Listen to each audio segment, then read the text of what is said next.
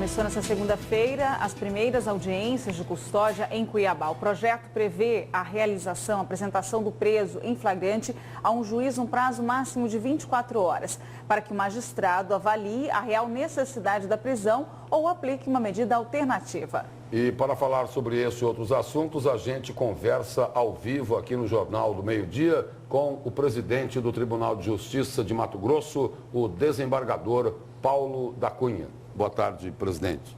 Boa tarde, Vânia. Boa tarde, Lúcio Sógio. Primeiramente, quero dizer que é uma satisfação estar nesse grande veículo de comunicação, a oportunidade que nos dá de prestarmos conta à sociedade do que estamos realizando.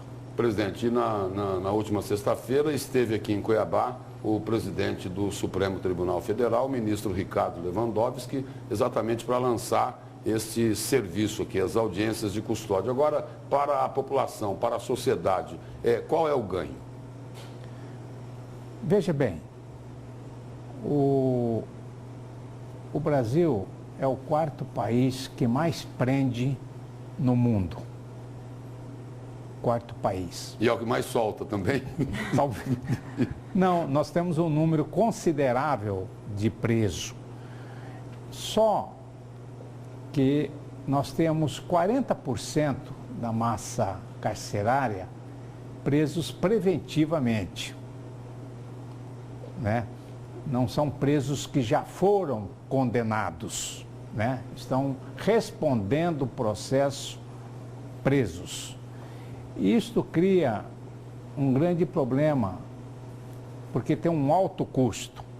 Porque há presos que estão custodiados que têm todas as condições de aguardar o trâmite do seu processo em liberdade.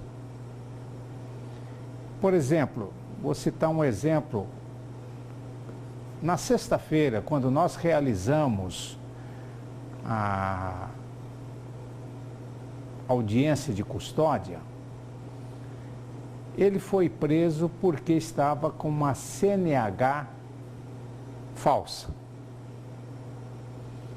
Pois bem, levado à presença do juiz lá e do promotor e do seu defensor, o juiz ouviu o defensor, ouviu o Ministério Público, e o Ministério Público opinou que aquele cidadão teria condições, sim, de responder por aquele crime, suposto crime até então, em liberdade. Essa audiência de custódia, ela vai depender, então, presidente, do tipo de crime cometido pela pessoa? Sim, porque vai ser ouvido o Ministério Público e a defesa. O juiz não decide sozinho. Ouvido o Ministério Público entendeu que ele poderia aguardar o julgamento em liberdade.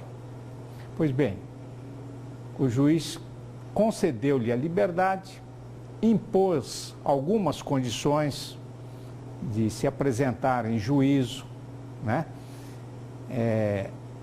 E logo após, por ele ter se declarado de profissão tratorista, havia uma pessoa ali, pública, que estava necessitando de um tratorista e já o contratou para trabalhar. Então, veja bem, a utilidade desta audiência neste sentido, porque fica gerando uma despesa, porque um preso hoje, mesmo provisório, ele custa à sociedade de 3 a 4 mil reais mês. Ao final, a pena que ele iria ter, ele cumpriria em regime aberto. Presidente, pelo que o senhor falou aí, é a justiça nessas audiências de custódia cumprindo uma função social. E teve um outro aspecto aí recentemente aí, que parece que se aproxima aí da justiça praticando esse lado social, né? Só que teve muita gente que não gostou, né? Foi quando o senhor devolveu os 20 milhões de reais para o Poder Executivo, para o governo do Estado. Na verdade... O senhor vai devolver de novo ou não? Não, na verdade ainda não foi repassado ainda. É um empréstimo não foi devolução. Para que esse empréstimo? Qual que é o tema hoje que se discute no Brasil? A menoridade. Vamos baixar para 16 anos ou conservá-la nos 18 anos como está? Nós, em Mato Grosso, quando o juiz de Cáceres, Ponte de Lacerda, Mirassol, tem um menor em conflito com a lei e necessita de ser internado, ele não tem vaga. Não acha vaga porque nós temos só um centro aqui em Cuiabá que funciona. E esse centro está superlotado. Então, o que o juiz tem que fazer, segundo a lei, sob pena de responsabilidade dele? Colocar esse menor em liberdade. Ele só pode ficar detido, apreendido por 5 dias em lugar que não seja o sócio-educativo. Não havendo vaga, sob pena de responsabilidade do juiz, a lei determina que ele o coloque em liberdade. Isto gera um desconforto para a sociedade e também uma crítica para o juiz que o soltou, porque não compreende que ele foi solto, colocado em liberdade, porque não há vaga, não há estabelecimento adequado para interná-lo. E isso motivou com que nós, com este empréstimo, construíssemos 6 centros socioeducativos, para que esses menores possam ser internados, cumprir o seu tempo de internação e ainda mais, já se discute, porque o tempo hoje máximo de internação são 3 anos. Há um projeto que está mediando, que está na intermediária entre baixar a idade para 16 ou deixá-la em 18, mas, porém, aumentar essa internação até 10 anos. Ora, se nós não temos lugar suficiente para internar 3 anos, como que nós vamos cumprir uma meta de 10 anos?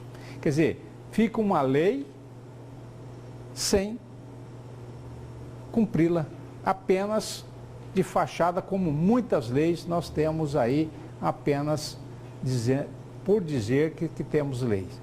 Portanto, este é o que me levou a fazer isto, porque evita o desgaste do juiz, evita também uma decepção por parte da sociedade.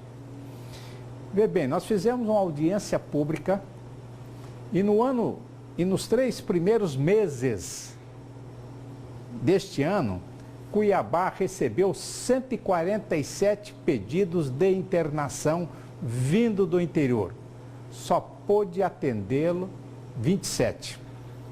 Presidente, muito obrigado pela presença do senhor aqui e pelas informações no Jornal do Meio-Dia.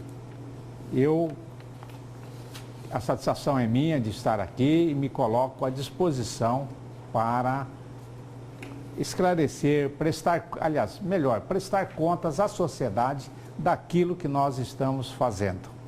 Eu que agradeço. Muito obrigado.